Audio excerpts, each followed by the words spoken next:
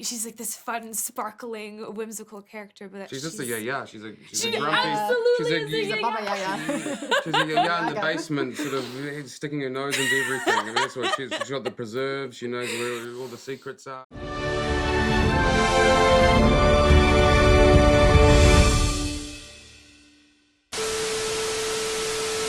Hi, Middle Earthlings, and welcome to my humble home for the artists of the Tolkien sphere, aka the makers of Middle Earth.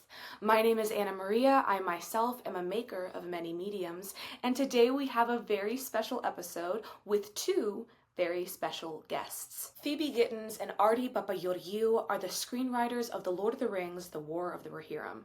They, as per Philippa Boyens herself, have written for Paramount, Disney, and more, and they're also lovely human beings to boot. Arty and Phoebe are two of the most kind, generous, grounded, funny Tolkien artists I have had the pleasure of meeting, and so I hope y'all enjoyed this craft talk as much as I did. This episode does mark the third and final portion of my Rohirrim retrospective, beginning last month with the Paris Paloma episode, continuing last week with the Creatives of the Rohirrim bonus episode, and concluding today with the writers. Please do like, subscribe, leave a little comment if you feel so moved, and without further ado, let us journey together into Rohan. I'm really interested in y'all's partnership.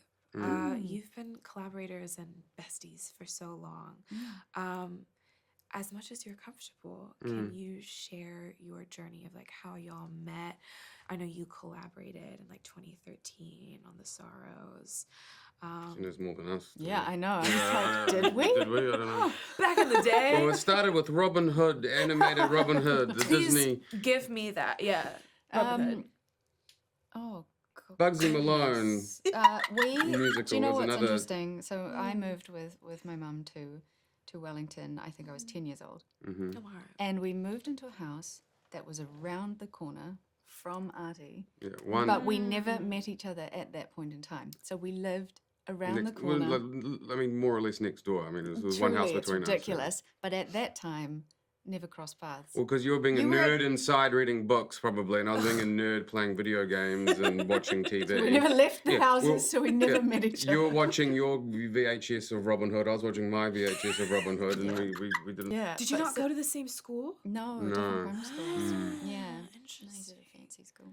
Oh. A boys' school. Boys' school. God, that's not saying much about the gender relations. And then when we were teenagers, and I was actually living in a different area, we met through friends, I think, because I was we sort of went to Brotherhood colleges. Gotcha. So we met when we were teenagers, and we did just have a shared love of all the same things. And so we could sort of immediately see kind of creative partner in each other. So we picked up cameras and we went running around Wellington shooting ridiculous stuff. Yeah, who knows? Goodness only knows. And then started writing together. A revenge story featuring my father not liking. We pulled everybody in. Circulars. What do you call them? Leaflets that people. That's right, junk mail. Junk mail. I'm not sure what you guys. Revenge film. Oh, that's thrilling. Yeah, him going so around. much terrible stuff, featuring all our favorite people. I think one of the best kills was with a stiletto heel. I think. Yeah, someone got a stiletto heel in the back. So. Yeah, it was. So we've made a few things. Yeah, that will never ever see the light of day, but we're extremely well, only because fun. the hard drive's lost. That should be up in front on Vimeo staff picks of the day. I mean, that was a real piece of art. I think I should actually preface each screening with like a short film from 2005 that y'all made. Love it. Yeah. Everyone leaves before the film starts. Like, that what? way. Like, is this Lord of the Rings? And then, I mean, at this point, we're just two halves of the same brain, I would say. And we kind of know what the other one's thinking before they're saying anything. It's that kind of thing. It's probably very unhealthy. No, I'm sure. Yeah, but I mean, whatever. Strong What codependent. What is healthy? But I don't know. It's always just seemed to work. It's quite nice having that in a collaborative partner, having like a female-male perspective to each thing has always seemed to work really well for us. We fight like you cannot believe every idea to the end of the line. But again, I think then you end up with the best stuff. And y'all went to film school here. Yeah, we did. what was your film school experience like together? We went to a film school in Ealing Studios. We were 19 at the time. And the coolest thing that came out of that, there were a few friendships that with people. We shot a film, The Sorrows, as a student film, but it kind of grew a little bit bigger and bigger because we were able to rope in people like Bernard Hill, who was...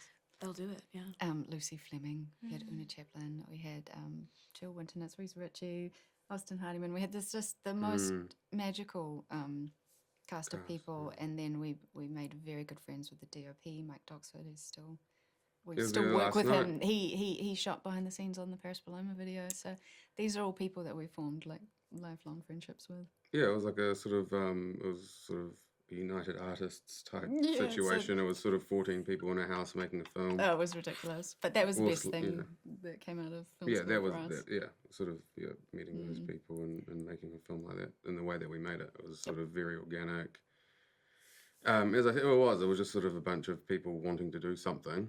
Yeah. And we got on and did it. It doesn't mean it's the best thing ever made. But No, but that was our first. That was kind of cutting our teeth, and we had the best experience doing that. Yeah. I'm curious about y'all's process for this film. Because again, you've known each other for so long, went to film school together. Lovely, incredible. When divvying up the labor for this film, what was that sort of process like? What was your system for writing for Rohirrim? we don't really divvy. I mean, it's sort of ad hoc. It's not sort of anything formalized, is it? You know, it's just sort of what feels right on the day. I mean, We structurally and ideas based, we'll just sit in the room with 1,000 coffees and talk everything through, and then getting words on the page. It'll be like, I'll write a scene, pass it over to Arty. He'll write a scene, pass it over to me. So we kind of divvy. That's where the divvying happens. But then we both pass over everything. But the fun part is when you're just talking ideas based, and you can actually just kind of. By the time you go to put anything on the page, you've pretty much discussed everything that's going to be happening anyway. So.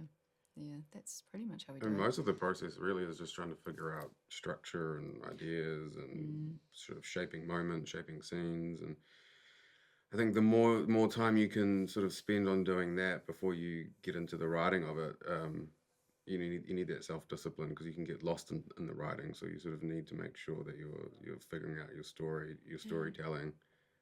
So in that sense, it's hard to divvy things up, because you sort of... It's mostly just talking about stuff. I'm not sure. I mean, singular writers, I don't know how they do it. Sort of. I'd be talking to myself. Yeah, I don't know. I honestly truly can't. don't. I can't think of anything worse, really. I find there's so a magic much in collaborating, value. and it's fun. That's what the filmmaking is fun, because you work with people. Yeah. It's about connections. I mean, last night seeing Joseph and Jason and all of Kenji, whom. it's just like as a family coming together to make something, and that's what you want. That's truly the career goal, is just to go from project to project, working with people that you love. I mean, really, that's what it should. I mean, it's not often how it is, but that's the goal. That's what you want. Yeah, all of those guys throw in ideas. The ideas come from everywhere. A good idea is a good idea. You never shy away from anything, and everyone kind of. This passed through so many hands, the story included, which we love. Like, I think that's fantastic.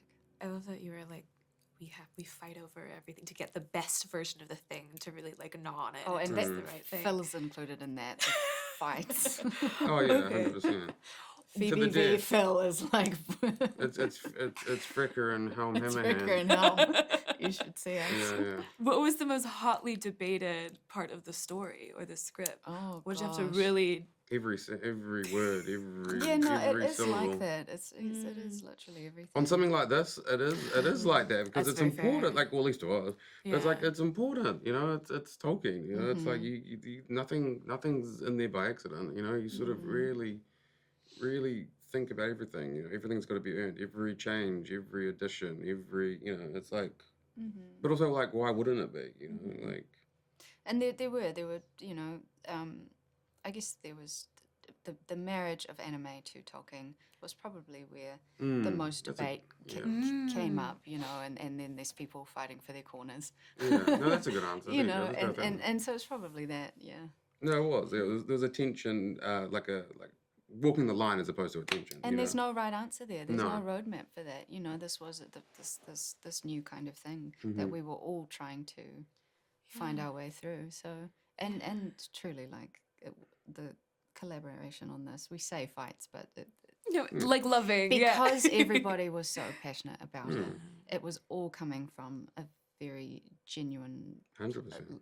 love for the text and like love for the work, and so there was never any sort of dark bad blood moments ever. For sure. No, but it's also just like a respect for each other's talents and whatever the words are. Because like if it wasn't based in passion and love, you know, Kenji would have quickly said nope. And that would have been the end of it. You I know, trust no that, debate. yeah. Whereas like he was open to collaboration, that allows the space for people to have different opinions. And at the end of the day, it's his film, and you know what, you know, always deferred to what decisions he wanted to make for the story that, you know, he was overseeing. But you know, he allowed that space for everyone to have an opinion, you know, which is really freeing and really nice. I love you mentioned that walking that line between where does anime meet Tolkien. Watching it for the first time last night, it almost felt like an ebb and flow, like the tide coming in and out throughout the film of like, and now the tide is coming in a little bit. Here's more anime and here's more Tolkien. It felt like a real give and take throughout the film in a beautiful way. Like it felt really balanced throughout the whole piece. When sort of this like keeper of stories, this old woman in the basement came in, I'm like, and now we're ebbing more of this like this fantastical anime quality, you know, really, really gorgeous. Can we talk about that character? I love her. Any crook, Yeah. I love her. I Yay. love that she's like this fun, sparkling, whimsical character, but that she's just a yeah. She's a She grumpy. absolutely She's is a Baba yaya. She's a yeah in the basement, sort of sticking her nose into everything. I mean, that's what she's got the preserves. She knows where all the secrets are. She knows all the She's like, "This is the all the dress village gossip in the Hornburg. I mean, it is a yeah in the basement. So I wasn't gonna say it, so thank you for saying it. But yeah, talk to me about, because to me, by the time like towards the end when we found out that she'd kept the instrument the whole time, and she had just taken it to make sure that it wasn't used for firewood, and that the stories would continue to be told. That she's this preserving force. Yeah, can you just talk to me about the Well, that was inception the of biggest her? fight because it was meant to be a bazooki, but no one wanted it a bazooki in the Tolkien You universe. see how we're So marginalized. That was the biggest fight that we had to answer the earlier question. Greek people can't have anything. It's a nightmare. Yeah, Hummer's Liar. We loved that through line. That was important to us because it is leaning on that Rohirrim tradition. That these are people of song and story. That's how they pass. That's how their culture carries through. And also to differentiate the brothers, to give Hummer his own sense of character. We thought a bard, you know, would be really befitting for him. And then with Penny Cruick, she does sort of lean anime for me. There's just this, especially in the way that Kamiyama sort of realized her character and her facial features and all of that. But yeah, she was important for that continuation of the storytelling idea as well. Also a bit of lightness in the dark as well. A little bit. You can't, you know, I mean, you got to have some levity. I mean, it's real life. You know, in tragic moments, I mean, people do find space to have, you know, sort of humanity. And I think Penny Crook sort of speaks to that a little bit when everything's dire and everything's feels hopeless. You know, she can sort of bring a bit of life to those cold, sort of stony corridors. I don't know. She's a cool character. Just love she's a gossip as well. There's got to be someone keeping the ecosystem alive, even in dark times. Yes, but and then the Bride of Death dress. She was very significant to that whole storyline as well. Obviously, carrying that through for us, carrying some setup there for us. So she was a great character to write. We loved writing her. And then Janine had us in Stitches. Yeah. Stitches. We were so lucky to be in the room with her. Her timing is so excellent. I'm curious which character changed the most over the course of several drafts. That's really interesting. Probably, I would say Hera. Mm-hmm. Probably. Yeah, we did the most overhaul on her, I think, when we sat down to look at when we came onto the project and looked at what they had, and she is probably the character we shaped the most, I would say. Yeah, I mean, I think we wanted her to have her own journey and not a carbon sort of footprint, sort of stock standard female protagonist insert character name journey, right? Like, and so There were certain that was things something we before were we knew anything about the fighting project. against. That's what we were hoping that we'd be able to bring to it. Yeah, there was a sort of, we wanted to avoid a sort of, now I have to stop and learn how to become a warrior arc kind of thing, because girl, she grew up the daughter of Helm Hammerhand. She's gonna be riding a horse, and then there's that line in the opening, from the moment she's born, you know, she's gonna know how to use a sword. That was never gonna be a part of it. But also it was sort of dictated by where we knew the end of the text arrives us at in terms of how the line carries on. You know, she was never going to be a queen. We knew that, and we felt that that was right as well. We didn't want to go against that. And so that retrospectively kind of informed the type of character that we wanted to bring her to that moment of arrival at the end, where actually it's not about wanting a crown, it's about her freedom and her choices and things like that. It's lovely to see empowerment depicted non-literally, because normally empowerment is like, and now she takes the throne. Literal power acquisition. Leads everyone into a war at the front, but it was about getting her people home. Tolkien has so much empathy in his stories, and we just really wanted to imbue her with that. We wanted her to be able to wear her fears on her sleeve, like Eowyn does, like show vulnerability, show the pain that she's feeling. All that stuff was really important to us. Be a real person. Oh my God. Yeah. Groundbreaking. Yeah. And then to do that, I think it was really important to have those supporting female roles as well, and Olwen, essential for us to bring Olwen in. So that was another character that was created, but it was... She made me really emotional every time. I don't know why. Something about her on screen, I was just like, oh, like it's so... Yeah, because Lorraine is like the most incredible person on the planet. Like, she's just...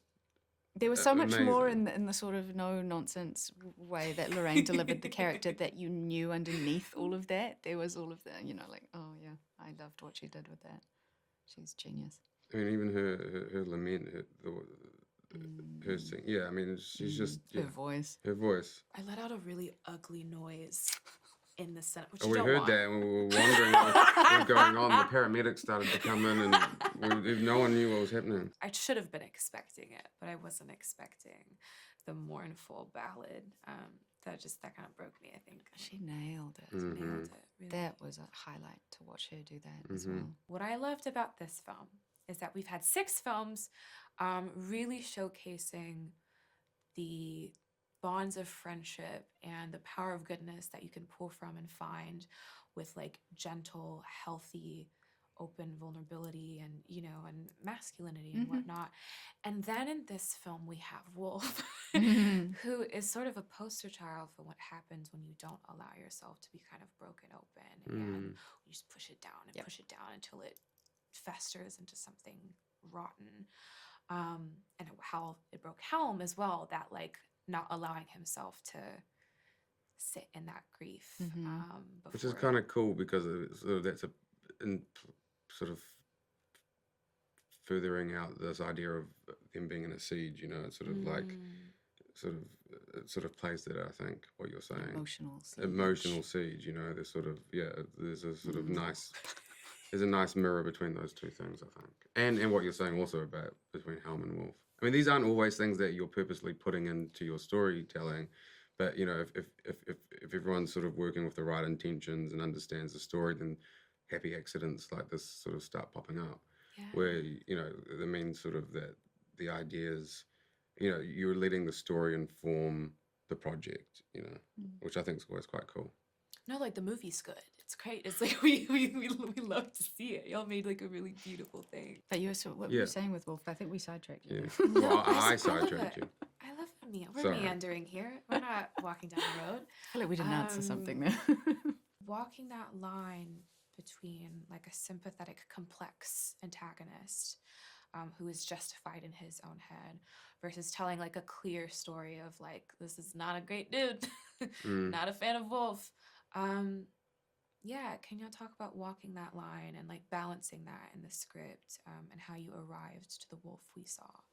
Yeah, he was honestly probably my favorite character to write, because here it came a bit more naturally. But Wolf is, as you say, that he's very complex in that, and we've said this a few times, but he he is justified up to a point. You know, I mean, there is a dynamic between the Dunlending and the Rohirrim, and you could absolutely say even The Wolf hill going to tribes. war, if he had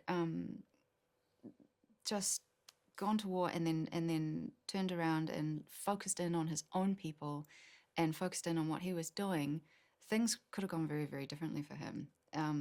And historically, people would have looked on him As a great king, as a he great would have been the king, one who potentially. united, all of Rohan, And all those lands. so we knew we would need this extremely strong point of no return for Wolf. Which and is, and that's where the story becomes a little more focused in on Wolf and Hera, and this sort of obsession that he cannot let go of, probably born out of feeling the rejection or perceived rejection from her, and so we started looking at moments like that.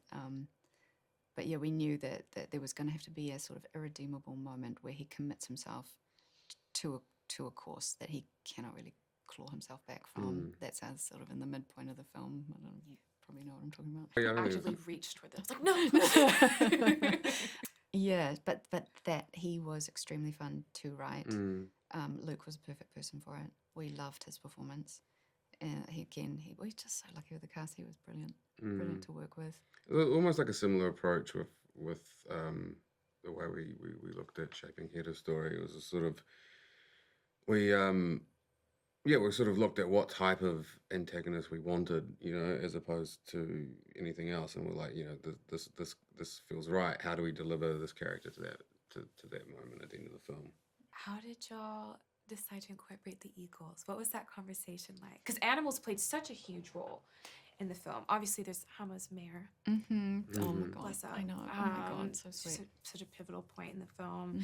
And we have the Watcher in the water. And we, like the animals were so present. But yeah, talk to me about that. Eagles, yeah, I think we were talking about this before. I think was it? We're not sure. It was either Philippa or Kamiyama. I can't remember. But we could see the value in it. And there were two things that we quite liked. One, we wanted to have a fledgling and a parent eagle, just as a nod to Hera and her father, which we thought was quite a sweet thing we were able to do. And then for us, it was really about, if we knew that we were going to use that as a storytelling device, how do we make it very authentic for Hera's character? Again, we did a lot of retrospective shaping and storytelling. So how do we earn the moment? How do we earn the moment? How does it feel right? How does it feel correct in there that for Hera no reason? would have that thought and go there? So it was about shaping her character in terms of her interests, and so we gave her this sort of wonder and curiosity for the natural world, and she's an adventurer, and at the end of the film she wants to go off, and it's not about a crown, it's about freedom and going on these adventures. Fledgling leaving the nest, some would say. Leaving a nest. There was a little bit of that going on that we were sort of thinking. But it was also really important to us that she treated them with the respect they deserve. So she's very sort of humbly approaches them in a moment of desperation, completely at their mercy. Also, it's sort of an opposite energy to a lot of the sort of hot-headed males sort of in the film. The fact that she's willing to sort of bend knee to nature and ask for help. That's it. I thought that was kind of something that we wanted to shape in there as well. There's a different type of leadership. Yeah, and we saw for the first time a Watcher in the water being helpful. Like that was she's smart enough to be like, hey, this creature is just doing its thing. It doesn't have necessarily ill intent. It's just part of the natural life cycle. How can I use that to my advantage? That was a big anime moment. Yeah, that Kamiyama really massively shaped and wanted in there, and so our job was trying to again see how we could make Hera's character, what she can do in those moments. And for us, like you said, it was really important that she was using her head. It was like, imagine. So we looked at things like, okay, the horn, she can use the horn, she can summon the thing. Those were the little bits that we brought to the table there.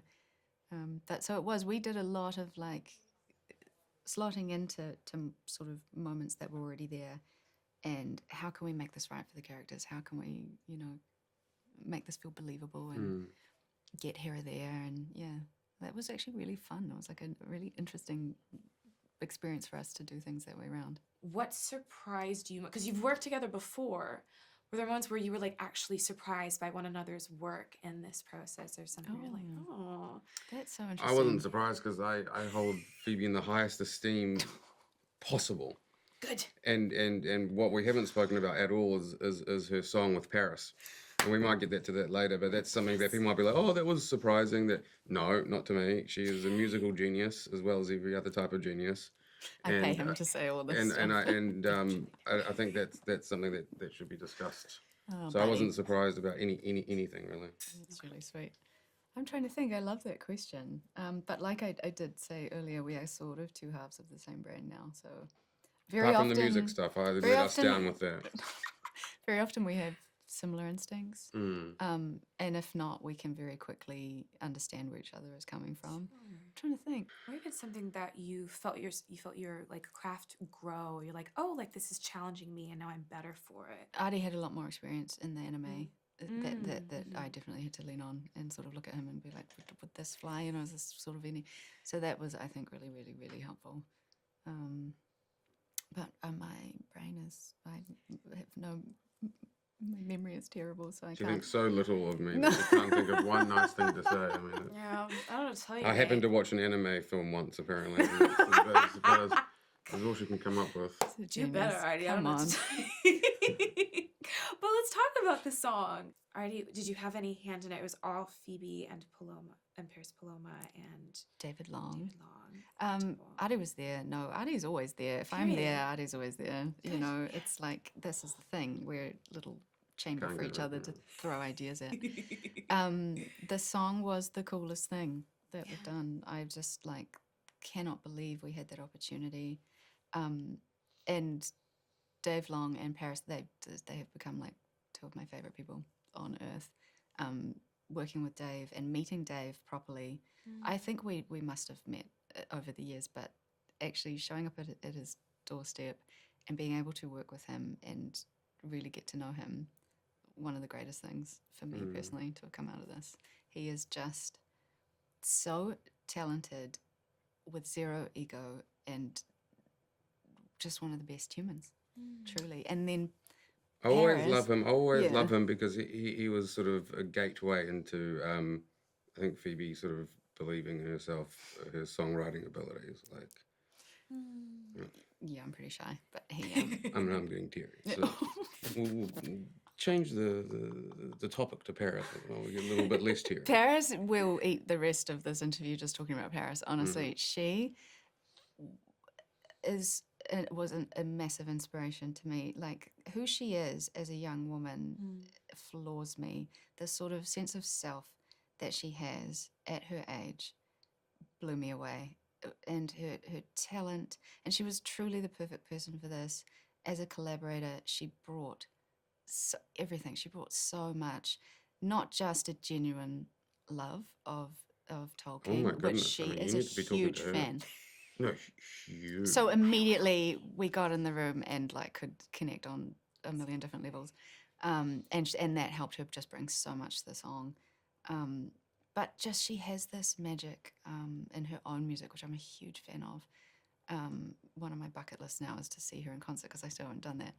But she has a real magic to just show vulnerability in her music, in herself as well. Just in she's so courageous and so fearless in the way she tackles everything and is so true to herself. And at her age, I just was floored by her.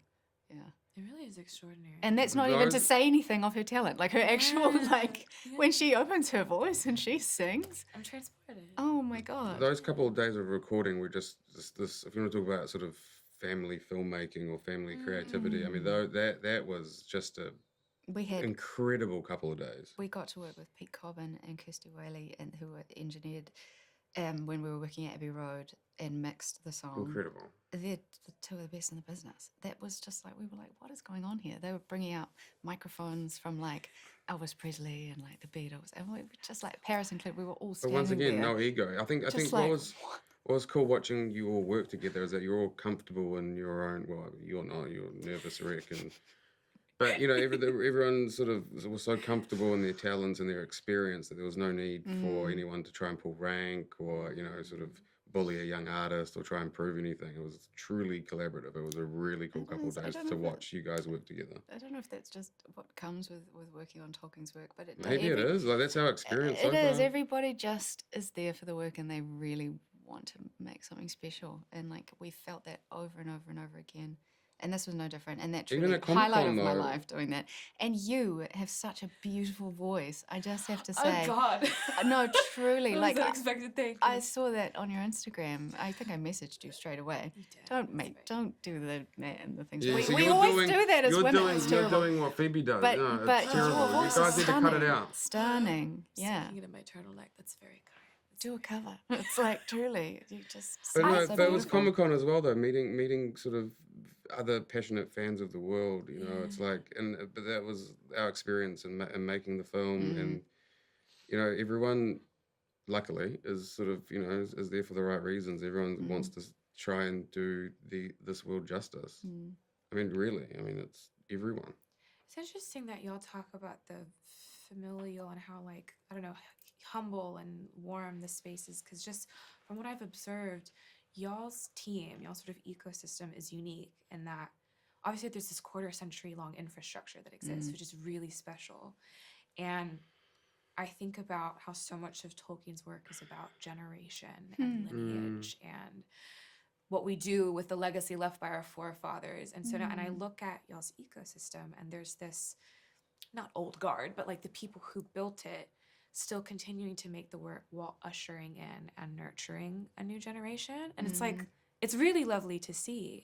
I think that comes from Fran and Pete, though. I mean, they're just the most collaborative, caring, passionate filmmakers who work on projects that they want to work on for the right reasons, and those right reasons are sort of telling stories that they love and getting lost in creating worlds that they love, and I think it's that energy which seeps into the projects. Does trickle down from them. I believe it. Obviously, before this, y'all had spent quite a lot of time with the Legendarium, like as fans. How does becoming, first of all, let's put this in the space. Y'all are continuing the professor's work. That's so exciting. Yeah. Other minds and hands is what he wrote about, and y'all are taking this story that he didn't quite have time to get to all the way and fleshing it out and plumbing it. So exciting. How does becoming a maker, but like becoming a co-author, a posthumous collaborator, whatever you want to call it, how does entering this role change your relationship with the Legendarium? No, that's so sweet. God, you ask such beautiful questions and you phrase them so lovely. That's so kind. I mean, we've probably got quite different answers. I don't know what you mean. Well, that's Oh exciting. no, you go. Oh, I was going to say not at all, honestly. Like, it's on a different level. I mean, what he did and what he created and his depth of knowledge and love of language and mythology and history. I mean, I untouchable, so it's like I wouldn't even presume that co-authorship or extending, it's just not. It's just purely coming up from a fan and wanting to sort of extend any possible thread that you can, because his writing was so rich and full of possibility, I guess, to extend. So yeah, no, I think for me it's like I think his world's so rich that you never reach the end. So you're always a fan. You're always sort of thinking about it, as opposed to like, oh, cool, I've like come to the end of the road of Tolkien. Now I can exert my, my take on it. So for me, I haven't sort of thought of it that way. How about you? Yeah, a little different. I mean, I think it's quite fun to come at it with a different lens. So, and because of the world building, you can sort of pretend you're a little bit of a historian now, and you're like looking through real history, and that's been so fun. I'm a bit of a nerd. I love doing that. But also now what I find going to the text, that I'm not just reading them for for the love of reading them and for fun and just to fall into a world. I'm also connecting a lot more with what inspired those ideas that are in. So actually looking to a lot more about Tolkien as a person and you know, what was influencing him behind some of these thoughts and decisions. So looking at those kind of things has been really fun. And then also the wider world of people like yourself, like all of the just genuine lovers of the text, getting to talk to all of them and sort of, all the perspectives. You just go hunting for everything, really. Yeah. Last question.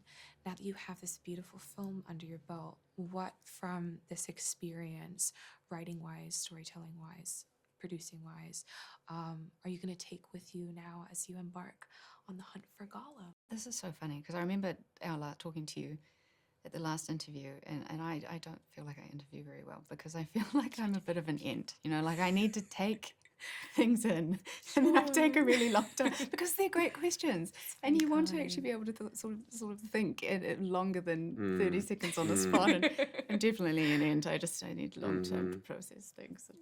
And pop it off on Arty. The question was too intelligent. I've drawn a blank. What is odd is that you sort of, even though Kenji comes from a completely different world of art discipline and filmmaking history, for whatever reason, he had a very similar energy to the Wellington setup, and it was sort of super collaborative, super respectful. You know, no idea is a bad one until it is. But, you know, sort of like everyone's allowed a voice. And I think, you know, so that energy weirdly is what we're working with Andy. You know, and so even though they sort of come from very different sort of storytelling backgrounds, you know, anime versus live action or acting, you know, in Andy's case, you know, there actually is a lot of similarities in the process. So I feel like we're just sort of gliding from one super collaborative, like nice sort of working environment into another one, really. It's beautiful. I love that for y'all. It's good stuff. Yeah. I don't need to add more to that. And I love how much like Kamiyama-san seemed to set an example and set the tone, and it's really beautiful. Absolutely.